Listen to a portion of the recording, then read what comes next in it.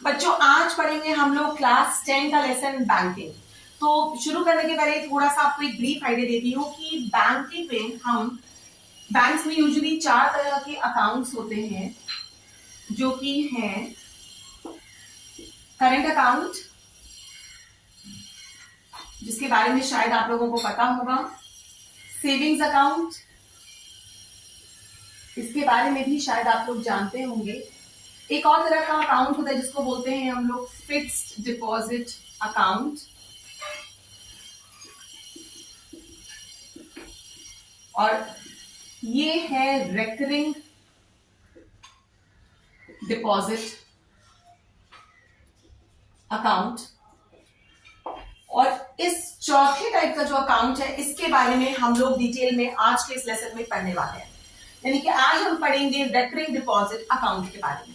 जो आगे बढ़ने से पहले थोड़ा सा आपको ब्रीफ एक इंट्रोडक्शन देते हैं इस कॉन्सेप्ट का कि स्मॉल और मीडियम इनकम ग्रुप्स में सेविंग्स को बूस्ट करने के लिए there are recurring time deposit schemes in banks and post offices.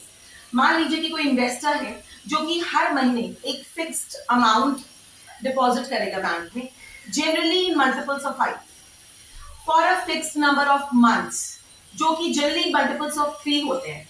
तो मैंने ये बताया कि एक इन्वेस्टर है जो अपना पैसा हर महीने बैंक में डिपॉजिट करता है for a specified number of months, और जब ये पीरियड खत्म हो जाता है, जिसको हम बोलते हैं maturity period, so at the end of the maturity period उस इन्वेस्टर को अपना principal amount along with the interest वापस मिलता है। और ये जो principal amount along with the interest है, इसको हम बोलते हैं मैच्योरिटी वैल्यू।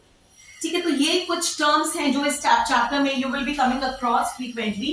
तो मैंने आपको बताया P, which is called the principal sum, जो कि इन्वेस्टर, चाहे वो मैं हूं या वो आप हो, जो आप डिपॉजिट करोगे बैंक में एवरी मंथ, लेट अस से for n number of months. मैंने बताया था for specified number of months, यहाँ पर n is the number of months.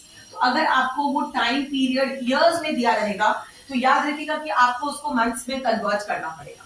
ठीक है, next is the rate of interest per annum, जो कि आप लोग पहले से ही जानते हो, the rate of interest per annum. I is the interest, जो कि नॉर्मली सिंपल इंटरेस्ट होता है, and MV is denoted is a symbol for the maturity value, जो कि at the end of maturity period उस इन्वेस्टर को मिलने वाला है। So MV stands for maturity value। यहाँ पर basically there are two formulae which will be coming across, और जो कि आपको ध्यान में रखना है। First is how to calculate the interest. So it is given by P into n plus 1 divided by 2 into 12 into r by 100। ये है हमारा फॉर्मूला नंबर 1, और फॉर्मूला नंबर 2 है मैच्योरिटी वैल्यू कैसे कैलकुलेट होगी। So it is P into n plus I। This is formula number 2। बस इन दो फॉर्मूले की हेल्प से हम लोग सारे प्रॉब्लम्स को क्रैक करेंगे। तो without any delay let's get started with the first exercise of this chapter, banking. तो बच्चों बैंकिंग से रिलेटेड फर्स्ट क्वेश्चन बोर्ड पे दिख रहा है। Mrs Goswami deposits ₹1000 every month in a recurring deposit account for 3 years at 8% interest per annum. Find the matured value. तो हमें क्या निकालना है, सबसे पहले हम गिवन क्वांटिटीज को कॉपी कर लेंगे। P is given to us that which is ₹1000 every month। Next है हमारे पास टाइम 3 years, इससे हम निकालेंगे n which will be equal to 3 into 12 months, and R is given to us as 8% per annum। अब यहां पर देखो MV की वैल्यू क्या होती है, it is P into M plus I। तो हमें P तो पता है, हमें M भी पता है, बट हमें I पता नहीं है। इसे सेपरेटली निकाल लेते हैं। I is equal to P into M into N plus 1 divided by 2 into 12 into R by 100। अब सब लोग अपनी अपनी कॉपीज में वैल्यूज को सब्स्टिट्यूट करेंगे और आंसर निकालेंगे। 3 into 12 is 36, 36 तो n into plus n plus 1 हो जाएगा 37। मैंने यहाँ पे डायरेक्टली लिख दिया 2 इंटू 12 इंटू 8/100।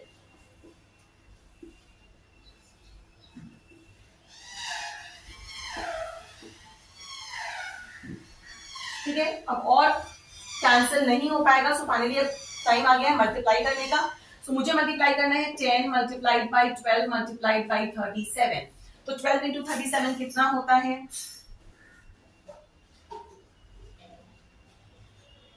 444 और एक यहां का 0, सो 444 rupees. Therefore, maturity value will be P, which is equal to 1000 into N, which is equal to 36 plus 4440. So इसको हम लिख देंगे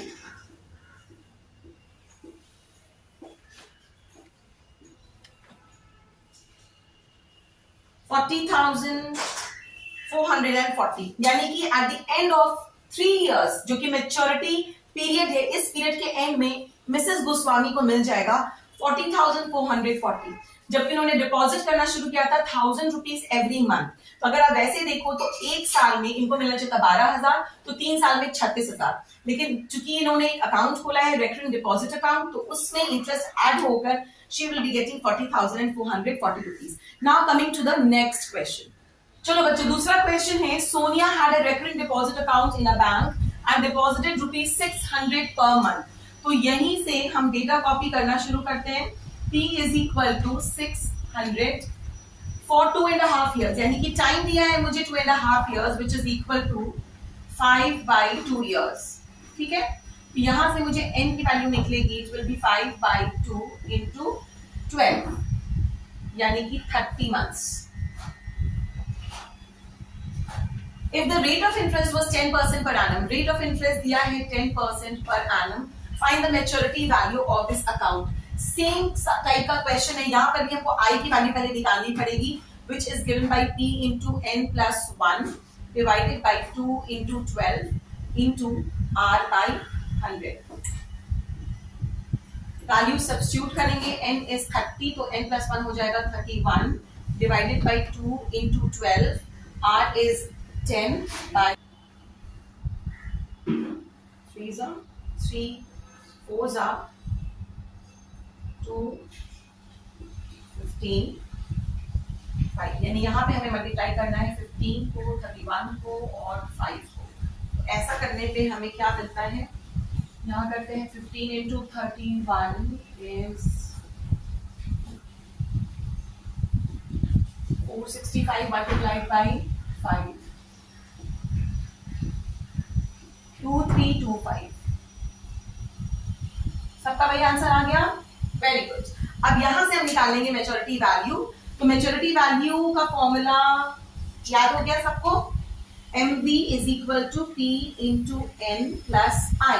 यहाँ पर P है 600, दिस इज 30 प्लस 2325, 6 3 is 18, 3 0 डालेंगे, यहाँ पे 2325 सिंपल एडिशन है, ये 325 इसके नीचे आएगा, प्लस 202, यानी कि ₹20,325 इनकी मैच्योरिटी वैल्यू बनती है आफ्टर 2.5 years। ठीक है, समझ में आया क्वेश्चन? अब नेक्स्ट क्वेश्चन पे जाते हैं। तो जो देखो तीसरा क्वेश्चन आ गया बोर्ड पर, Shahrukh open a recurring deposit account in a bank and deposited ₹800 per month for 1.5 years। यानी कि यहाँ पर ये कहा जा रहा है कि शाहरुख जो है, शाहरुख खान नहीं शाहरुख, अगर यहाँ शाहरुख खान होता आई एम श्योर कि ये बहुत बच्चों का फेवरेट क्वेश्चन होता, इनफैक्ट मेरा भी होता, बट यहाँ पर शाहरुख है। तो Shahrukh opened a recurring deposit account in a bank and deposited ₹800 per month. तो ये हो जाएगा 800 for 1.5 years। Time is given us to 1.5 years, यानी कि 3/2, और इसको हम कन्वर्ट कर लेंगे मंथ्स में। तो n की वैल्यू आएगी 3/2 मल्टीप्लाइड बाई 12, यानी कि 18। If he received ₹15,084 at the time of maturity। अब इस क्वेश्चन में हमें ये मैच्योरिटी वैल्यू दे रखी है, जो कि है 15,084 रुपया। क्लियर है? At the time of maturity find the rate of interest per annum. तो आपको निकालना है बच्चों आर की वैल्यू क्या है, ठीक है ना। तो चलो सबसे पहले हम ये करेंगे कि मैच्योरिटी वैल्यू चूंकि दिया है तो हम इसका फॉर्मूला यहाँ पर लिख देंगे। अब मैच्योरिटी वैल्यू तो हमें पता है which is equal to 15084, P की वैल्यू भी पता है और एन की वैल्यू भी पता है, और आई जो है ये हम यहाँ से निकाल सकते हैं। तो आई की वैल्यू कितनी हो जाएगी, आई की वैल्यू हो जाएगी 15084 माइनस, अब इस पूरे को हम यहाँ ले जाकर माइनस करेंगे तो 14400 14400, ये कितना होता है 15084 माइनस 14400 684। तो बच्चों यहाँ पे maturity value minus P into N करने से हमें निकल कर आया है इंटरेस्ट की वैल्यू विच इज इक्वल टू ₹684। इस इंफॉर्मेशन के लिए अब हम यहाँ पर आई का फॉर्मूला अप्लाई करेंगे। I is given by P into n plus 1 divided by 2 into 12 multiplied by r by 100। तो जब हम यहाँ पे वैल्यू सब्स्टिट्यूट करेंगे तो हमें मिल जाएगा फिर से 800 मल्टीप्लाइड बाय 30 का 18 का n इज 18 n प्लस 1 हो जाएगा 19 divided by 2 into 12 into r वो मुझे नहीं पता 100 and this is equal to 684। ये तो हम पहले ही निकाल चुके हैं r की वैल्यू, मैंने इस पूरे इक्वेशन को इक्वेट कर दिया 684 से, ठीक है। अब यहाँ पर जो जो कैंसिल हो सकता है इसको यहीं पर कैंसिल कर लेते हैं। So r is equal to 684 divided by 6 into 19, ठीक है। Is it divisible? Yes, 6 1s are 1 1 4s are 19 भी डिविजिबल, आई मीन 114 डिविजिबल है 19 से। Let's check out 6 9s are 54, this is 11, so it's completely divisible 6 का, यानी कि r की value निकल कर आ रही है 6% per annum। समझ में आया क्वेश्चन? ये थोड़ा एक वेरिएशन था। एक क्वेश्चन और देखते हैं। चलो बच्चों क्वेश्चन नंबर 4 पढ़ लिया आप लोगों ने। Samita has a recurring deposit account in a bank of ₹2000 per month at the rate of 10% per annum. If she gets ₹83,100 at the time of maturity, find the total time for which the account was held. तो total time निकालना है, मतलब हमें निकालना है कितने years के लिए अकाउंट था इनका। तो सबसे पहले हम अज्यूम कर लेते हैं कि हमें ये जो टाइम है हम फॉर्मूला में इसको हमेशा यूज करते हैं in the terms of months N. So let the time, मतलब कि let the number of months for which the account was held be n, ठीक है। और हमें क्या क्या गिवन है, given to us is p which is equal to ₹2000, r दिया हुआ है 10% है बच्चों, मेच्योरिटी वैल्यू दी हुई है which is equal to 83100 rupees. अब यहाँ पर देखो maturity value is equal to P into N plus I करके हमें आई डायरेक्टली नहीं मिल पाएगा बिकॉज यहाँ पर एन भी अननोन है, तो वैल्यू सीधे सब्स्टिट्यूट करते हैं। M B is equal to 83100 is equal to 2000 into N, और आई की वैल्यू क्या होती है P into N plus 1 into R by 2 into 12 into 100। यहाँ पर हम सीधे वैल्यूज डायरेक्टली सब्स्टिट्यूट करने वाले हैं। P इज 2000 कर दिया, n प्लस 1 ऐसे ही रहेगा, R इज 10 लिख दो, 2 इंटू 12 इंटू 100।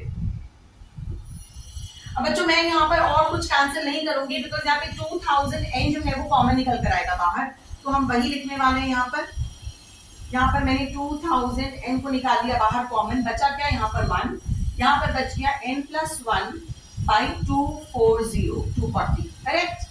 अब यहाँ पर एलसीएम ले लोगे तो ये बन जाएगा 2000, अच्छा ये 2000 देखो ये दोनों कैंसिल हो जाता है यहीं पर, this is 20n multiplied by ये 240 ऊपर जाएगा तो बन जाएगा 240 प्लस n प्लस 1, ऐसे लेते हैं ना हम लोग, ठीक है ना। अब देखो ये भी यहाँ से कैंसिल हो रहा है डायरेक्टली, ये बच गया नीचे 12। अब इसे और सिंप्लीफाइड फॉर्म में लिखते हैं 831 बचा LHS 831 इनटू, अब न्यूमरेटर में है हमारे पास ये और डिनोमिनेटर में है केवल 12, तो ये डिनोमिनेटर को मैं यहां ले आऊंगी and we are left with n into, ये प्लस है बच्चों,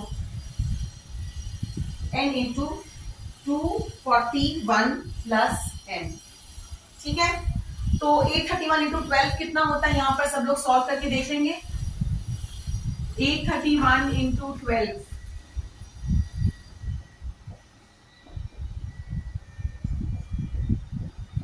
9972, so 9972 is equal to 241n plus n square। तो यहाँ पर हमारे पास एक क्वाड्रेटिक इक्वेशन आ गया है जिसे हमें सॉल्व करना होगा to obtain value of n। यहाँ पर n की दो वैल्यूज आएंगी एंड एक नेगेटिव होगी, so we are going to drop that value और जो पॉजिटिव वैल्यू है उसको हम रिटेन करेंगे। So n square plus 241n minus 9972 is equal to 0। इसको हमें फैक्टराइज करना पड़ेगा, तो 9972 का बच्चों पीएफ फास्ट फास्ट सब लोग निकाल लो।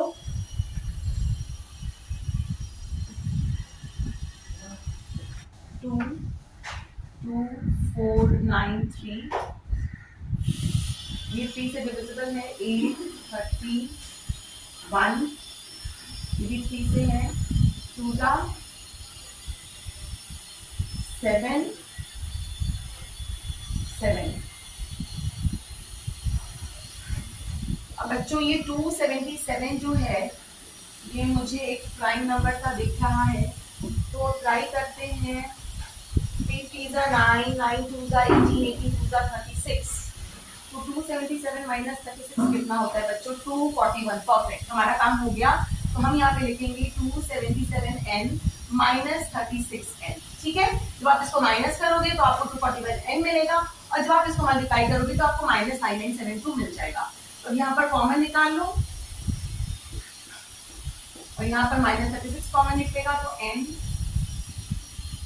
प्लस 277 इज इक्वल टू 0, तो n माइनस 277 और ये हो गया n माइनस 36। तो यहाँ पे हमारी n की वैल्यू आएगी नेगेटिव, सॉरी ये प्लस था, यहाँ पे भी प्लस था, ये मेरा मिस्टेक। तो यहाँ पर n की वैल्यू नेगेटिव आएगी, तो हम इसको ड्रॉप कर देंगे और यहाँ पर n की वैल्यू आएगी 36, तो हमारा n हो गया 36। देयरफॉर टाइम पीरियड कितना हो जाएगा, 36/12 which is equal to 3 years।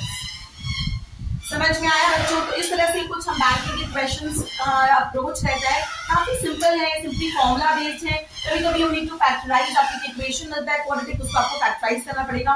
So just keep yourself composed and calm, solve करिए। So I will be back with another chapter. Till then take very good care of yourselves. Bye bye.